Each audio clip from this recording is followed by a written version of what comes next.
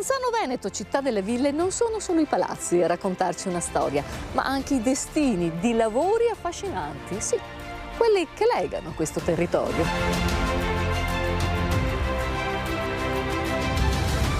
In questa nuova puntata porteremo nelle vostre case storie di talento e di coraggio, tra commercio, ville e contrade.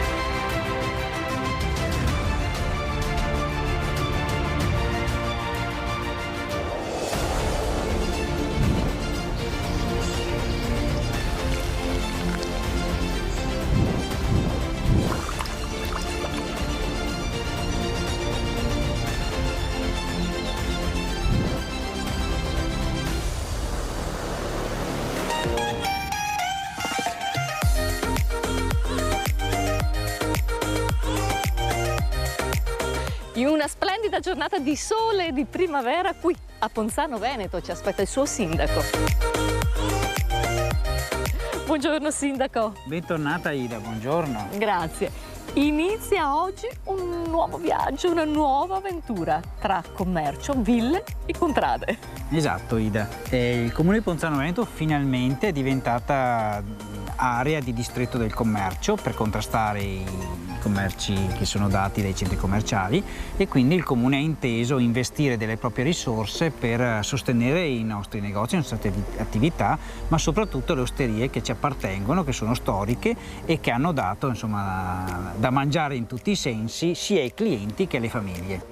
Sindaco, che cos'è un distretto del commercio? Cosa fa e quanto importante è per la comunità? Allora, il distretto del commercio non è altro che l'impegno da parte dell'amministrazione e anche di tutti gli aderenti, che non sono solo i negozi e le attività commerciali, ma tutto il tessuto legato dalle società sportive a quelle culturali, in primis chiaramente l'ente Palio, perché rappresenta il Palio dei Mezzadri, che è la nostra forza maggiore da vendere sul territorio, e quindi sono tutte quelle buone prassi per far sì che i nostri negozi possano ricevere anche dei contributi sia da parte della Regione Veneto che da parte del comune per poter sistemare la propria attività, fare dei corsi di aggiornamento, fare dei corsi chiaramente da venditore, sistemare le vetrine, nuova illuminazione, un nuovo marketing che valga per tutto il territorio, che deve assolutamente fare rete insieme col comune, insieme tra di loro e con il territorio, che è fatto anche da cittadini che devono acquistare nei nostri negozi.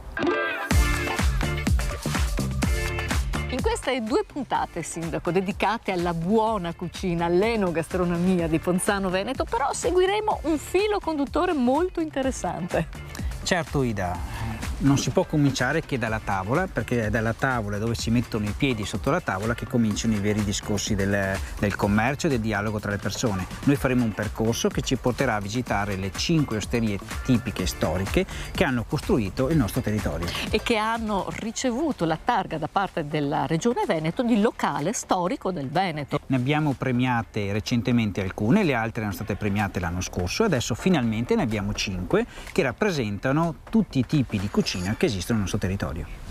Ho già la pollina in bocca. Partiamo. Ci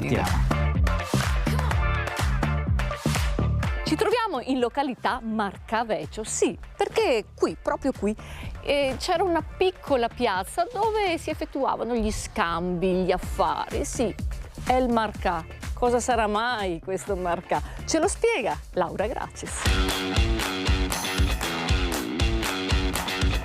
Buongiorno Laura. Buongiorno Ida. Buongiorno. Qua che era il Marcà di una volta. Il Marcà di una volta. Raccontaci questa storia meravigliosa. Il Marcavecio era un mercato bestiame dove tantissimi anni fa arrivò questo Ferruccio Varaschin, che era un mediatore di bestiame. Gli piacque il posto e disse: ma perché non fondiamo una osteria? E qui è nata l'osteria Varaschin. Bene, la contrada Marcavecio è una delle contrade del Palio dei Mezzadri, che ogni anno si svolge qui a Ponzano la seconda settimana di settembre. Ha come simbolo un merlo con lo sfondo verde. Perché il merlo? Pare che merlengo venga proprio da merlo. Altri invece dicono che magari durante questo mercato c'erano, oltre che il bestiame diciamo grande, ecco, come bovini eccetera, anche delle gabbiette con dei merli. Ma noi entriamo subito nell'antica osteria Varaschin, perché c'è ancora qualcos'altro da raccontarvi.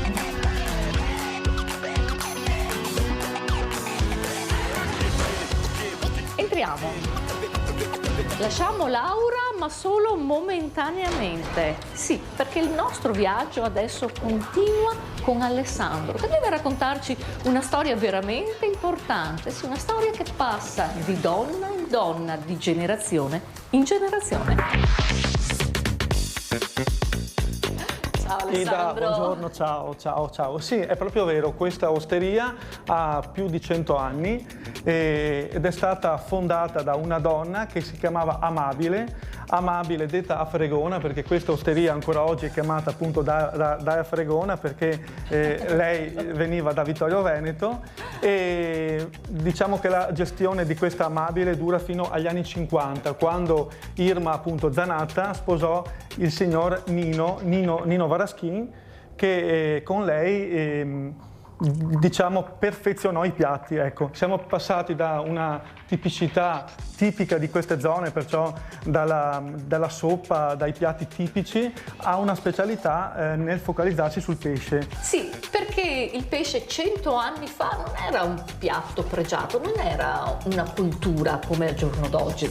Sì, perché infatti 100 anni fa il pesce non si conosceva ed è stata questa voglia di Nino di far conoscere il pesce anche qui a Ponzano. Infatti già negli anni 60, cioè 60 anni fa, anche più, Nino si focalizzò nel far conoscere il pesce. Qui si può assaggiare ancora oggi, dalle mani della signora Lucia, appunto le sardine saor, il baccalà conso, che è un baccalà bollito e condito che non fa più nessuno, le cozze, le vongole spadellate e tante altre specialità tipiche di pesce e tipiche di famosi spuncetti che questa osteria ancora sponsorizza e fa conoscere.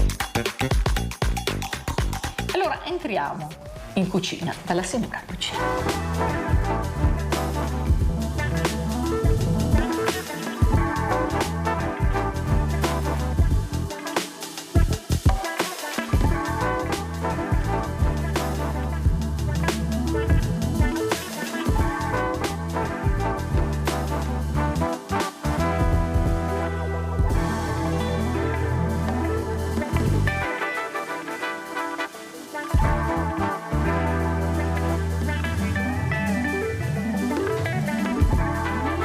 Che bontà, signori, però non è finita qua.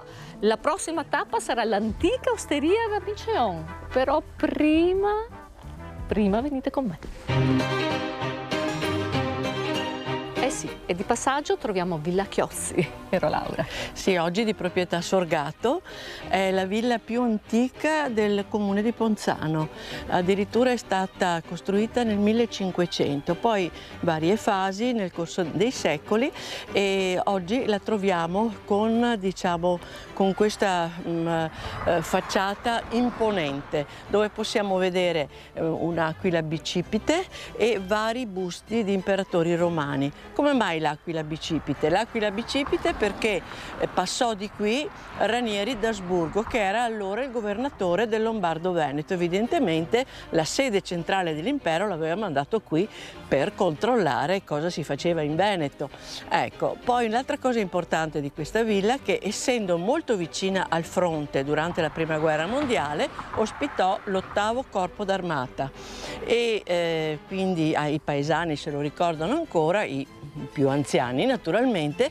Passò di qui anche Vittorio Emanuele III e il generale Cadorna.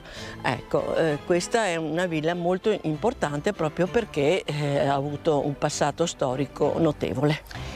E rimaniamo nel passato, anche con l'enogastronomia. Il nostro viaggio continua.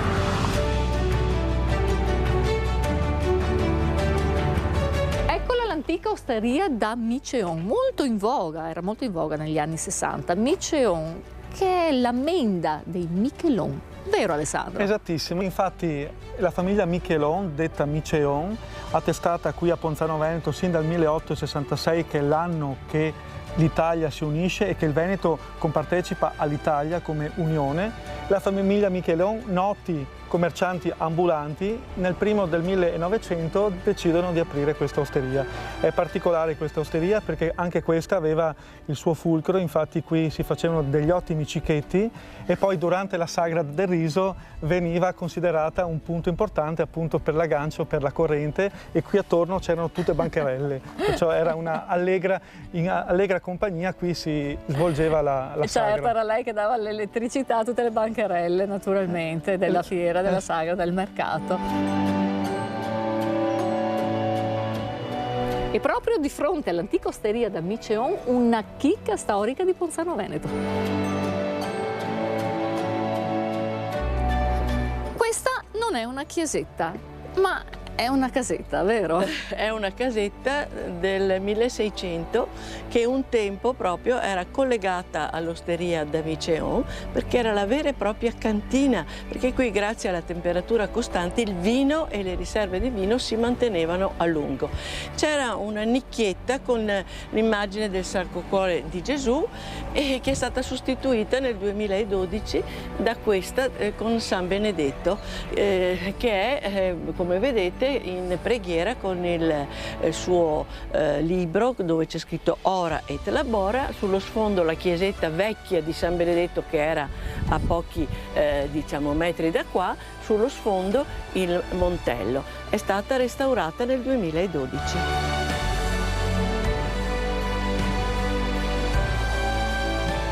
Lasciamo Ponzano Veneto, sì, ma solo per ora, perché ci aspetta la seconda puntata dedicata alle sue osterie, alle sue contrade, alla sua meravigliosa storia.